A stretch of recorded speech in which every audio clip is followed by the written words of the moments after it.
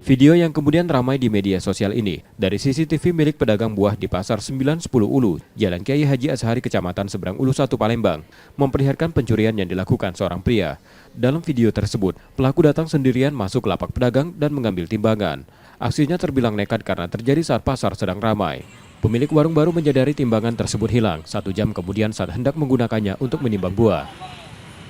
Kejadian itu jam 12-an, ini nih ketahuan cacing berangkat jam 1-an lah, pas kami nanti jam 2, jam 2-an lah, pas kami nak nimbang barang itu kan, pencarian lah kami cacing itu, udah ganti kan, pakai kami CCTV, jalan dia juga kan, ya kan.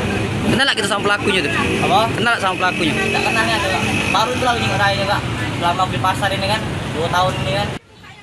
Kini Ocil hanya bisa pasrah dan kebingungan dari kejadian ini, karena timbangan yang dicuri merupakan alat bantu dari pekerjaannya. Yudi Kiswanto, Kompas TV, Palembang, Sumatera Selatan.